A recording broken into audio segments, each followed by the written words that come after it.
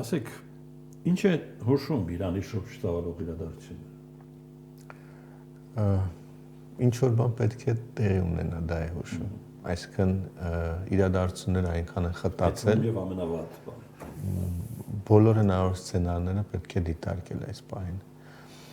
Ամեն դեպքում Միացյալ Նահանգները հայտնվել է, Միացյալ Նահանգների գործողությունները բերել են այն կետին, որ որևէ գործողություն պետք է տեղ ունենա, որպեսզի այս իրավիճակը հանգուցալուծվի։ Իհարկե լայնամասշտաբ հարձակումից մինչև բանակցային գործընթացի մեկնարկ բոլոր սցենարները պետք է դիտարկել։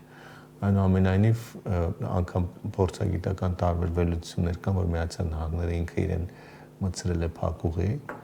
իր այդ գործողություններով եւ փաստացի կոնկրետ հանգուցալուծման խնդիր է արդեն դրվել, բայց ամբողջ հարցն այն է, որ հանգուցալուծման հետ կապված չկան չափելի սցենարներ Միացյալ Նահանգների համար։ Սա է բարդացնում իրավիճակը, այսինքն այս պայդրությամբ երևի թե գոնե այսպես ասեմ, տրամաբանական սցենարը կլիներ այն, որ ինչ որ միջանկյալ լուծում գտնվեր մինչև շատ ավելի կանխատեսել եւ չափելի գործողությունների հնարավորություններ կընձեռվեն, ընդ որում սա վերաբերում է թե Իրանի ներսում ինչ որ process-ներ հրահրելու առումով եւ թե տարածաշրջանում Միացյալ Նահանգների լոյալություն փուլը չաշխատեց կարծես թե հետո չէ, հիմա հենց իրավիճակն այնպեսին է, որ Իրանի ներսում կարծես թե քանի որ հասկացան, որ այսինքն թե նույն ձեր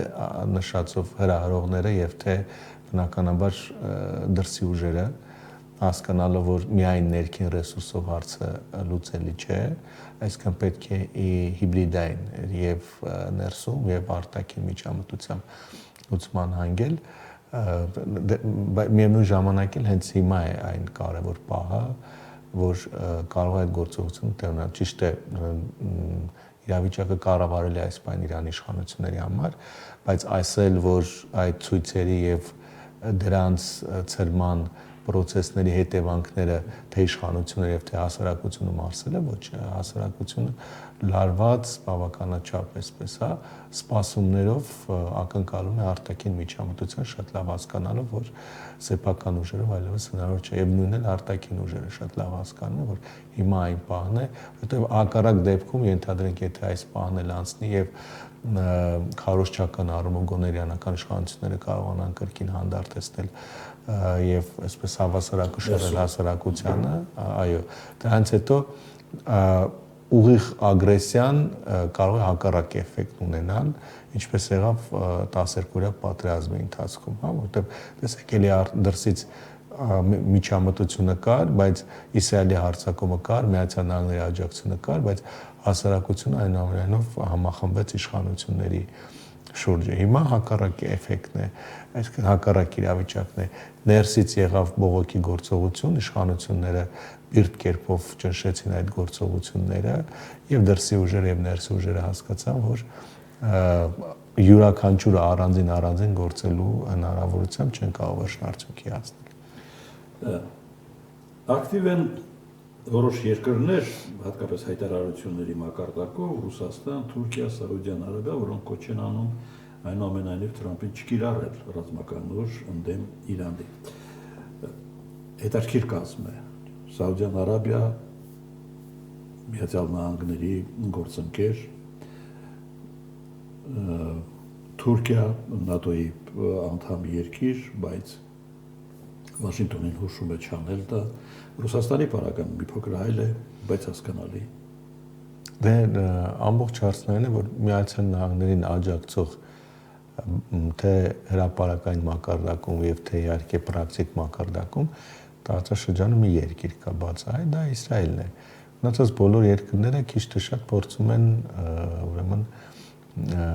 գոնե հրապարակային կամ դիվանագիտական մակարդակում այլ դիրքորոշում ցուցաբերել դրսևորել, բայց այլ հարց է, որ նախ առաջինը Միացյալ Նահանգներին կանգնեցնելու ունակ պետություն չկա, խաղացող չկա կամ խաղացողների խումբ չկա, դրանք ընդհանրապես կոչեր են, որ մի արեք, ճիշտ չի, տարածաշրջանի համար լավ հետևանքներ չեն լինի, բայց առարկայական այսպես, հա, ինչ որ միավորում կամ ինչ որ պետություն, որը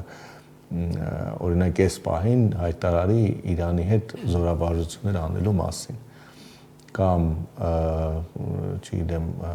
հայտարարի, որ պատրաստ է աջակցել Իրանին Իրանի դեմ գործողությունների դեպքում չկա, Իրանը չունի նման դաշնակից, բայց միևնույն ժամանակ հատկապես տարածաշրջանի երկրների հայտարարությունները կարևոր են երկու համատեքստում նախ այն առումով, որ հանկարծ Իրանի պատասխանի դեպքում չթիրախավորվեն, որովհետև հիմնական մի քանի նույն Թուրքիայում օրինակ կա ՆԱՏՕ-ի ուրեմն բազա, ՆԱՏՕ-ի անդամ երկիր էլ Թուրքիան է, չնայած որ չեմ կարծում, որ Իրանը Թուրքիայի տարածքը թիրախավորի, բայց օրինակ ավելի փոքր պարսից-ծոցի-արաբական երկրներ, արաբական էմիրություններ, Կատար, Բահրեյն, Քուվեյթ եւ այլն, իրենք ավելի այդ առումով ավելի խոցելի են։ Դրա համար են հայտարարությունները այն առումով, որ իրենք չեն աջակցում, որովհետև շատ լավ հասկանում, որ Իրանի պատասխան գործողությունների թիրախ կարող են դառնալ։ Մյուսը ավելի տարածաշրջանային աշխարհաքաղաքականության մակարդակում է, այսինքն շատ լավ հասկանում, որ Իրանում գործող վարչակարգի տապալումից հետո շատ լուրջ խնդիր է առաջանալու տարածաշրջանում Իսրայելին զսպելու տեսանկյունից։ Սա է պատճառը, որ օրինակ նկատվում է որոշ վերջին շրջանում գոնե, օրինակ Թուրքիայի եւ Սաուդյան Արաբիայի միջև ավելի սերտ համագործակցություն, ինչ դրանց միացած նաեւ Եգիպտոսը, որի հիմնական նպատակը այդ Իսրայելի հեգեմոնիան տարածաշրջանում թույլ չտալ է, որտեղ այսօր Իրանն է, վաղը կարող է այլ երկիր Իսրայելի կողմից դեմոնիզացվել եւ նույն գործիքակազմով Միացյալ Նահանգների գոնե աջակցությունը կամ չեզոքությունը վայելելով կոնկրետ գործողություններ կիրառել։ Հարևանների թվում մենք եւ Ադրբեջանն ենք։ Իրանի համար ո՞ր սահմանն է ավելի վստահելի, հայ-իրանական թե իրան-ադրբեջանական։ Դե այստեղ երկրորդ կարծիք չկա։ Այս պահին քանի գոնե տրիպը չի գործարկվել, այսինքն Միացյալ Նահանգների ներկայություն չկա, որևէ կերպ համեմատելի էլ չէ, որովհետև չնայած որ տրիպի մասին իհարկե բազմաթիվ մեկնաբանություններ եւ հավաստիացումներ եղել են, բայց միևնույն է իրանական կողմի համար որոշակի թերահավատություն առաջացնում Միացյալ Նահանգների ներկայությունը սահմանին, բայց այս բանը իհարկե անհամեմատելի է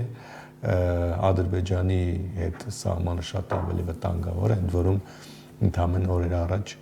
Իրան էր այցելել ներողություն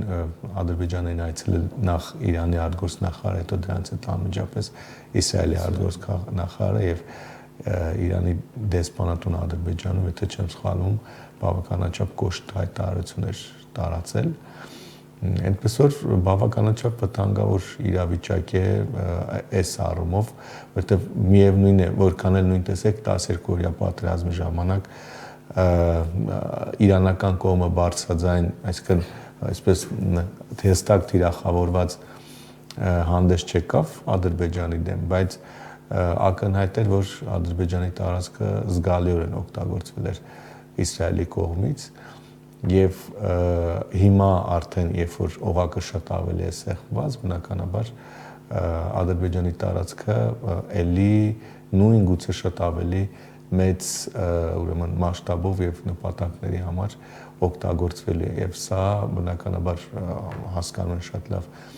Իրանում, բայց միևնույն ժամանակ էլ շատ լավ հասկանում են, որ պատասխանելու հնարավորություններն են շատ ավելի նվազ։ Օրինակ, այսպես ասեմ, մի քանի անգամ եղել է իրանական կողմի պատասխան ամերիկյան գործողությունների դեմ եւ հիմնական երկրները, որտեղ թիրախավորվել են ամերիկյան դիրքերը, դե Կատար ամենահայտնի այդ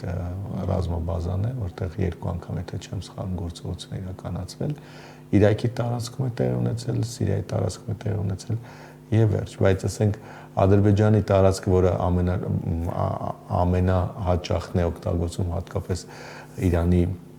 հյուսիս-արևմուտքի օրինակ հետախուզում այդ շրջանում հետախուզական գործողությունների համար դրանք երբևէ չեն թիրախավորել Իրանի կողմից շատ པարզ պատճառը որ այդտեղ օրինակ չկան հստակ այսպես լոկալիզացված եւ տեղորոշված իսրայելական կենտրոններ, որոնք կարող են կոնկրետ գործողության արձակման թիրախ դառնալ։ Այնպես որ Ադրբեջանի տարածքը Իրանի համար գնահատում է բավականաչափ վտանգավոր, հատկապես լոգիստիկ գոտի, բայց միևնույն ժամանակ քաղաքական գործիքակազմից բացի այլ գործիքակազմ չկա դրան հակազդելու համար։